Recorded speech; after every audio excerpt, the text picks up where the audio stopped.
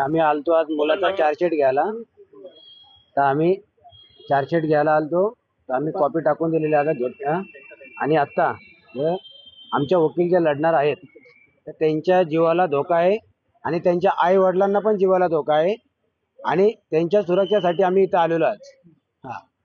आणि त्या सुरक्षेसाठी आम्ही मागणी केलेली आहे आणि आम्ही गृहमंत्री आणि उपमुख्यमंत्री यांना पण ईमेल केलेला आहे।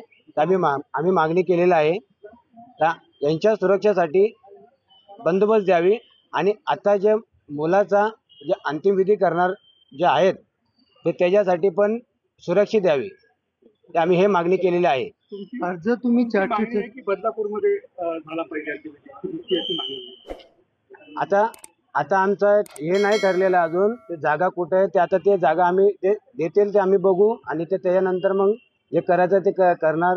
आणि आता जे आम्ही मागणी केलेली आहे त्या मागणीसाठी आम्ही इथं आलो होतो आणि आमचे चार्जशीट पण आम्ही केलेले आहे। चार्जशीटसाठी काय सांगितलं तुम्ही, अर्ज दाखल केला का काय?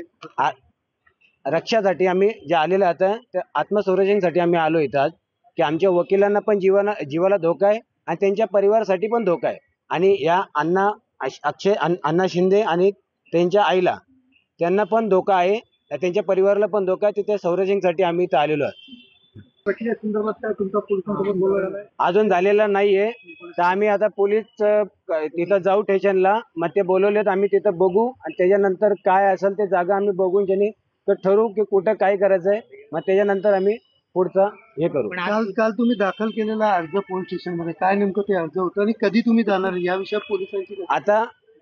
आता आम्हाला बोलवलेत, आम्ही चाललो तिकडं, त्याच्या संदर्भात आम्ही ते बोलणार आम्हाला त्या जागासाठी, तर आम्हाला जागा बघण्यासाठी आम्ही जाणार आहोत। अक्षयचा जो मृतदेह आहे त्याचं दफन होणार आहे की? दफन होणार आहे।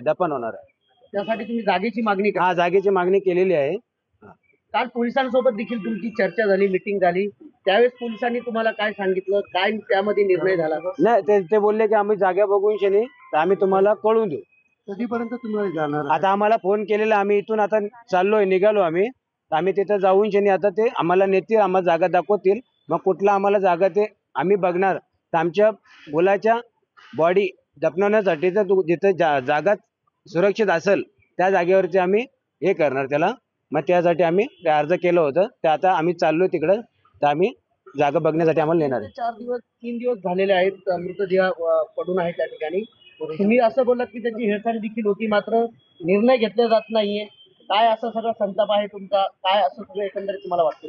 हे बघा, आम्ही जे केलेले होते आता ते जागेसाठी आम्ही बोललो होतो, आता ते तेवढं आमचं झालेलं आहे। तर आता आम्ही चाललो, त्याच्या पुढचे काय तुम्ही आता आमच्या ते पुढचे ते असेल ते आम्ही ते करतो। आता CEN न्यूज, देश प्रदेश की ताजा तरीन खबरों के लिए CEN न्यूज को सब्सक्राइब करें और रहें पल पल की खबर से हर पल बाखबर।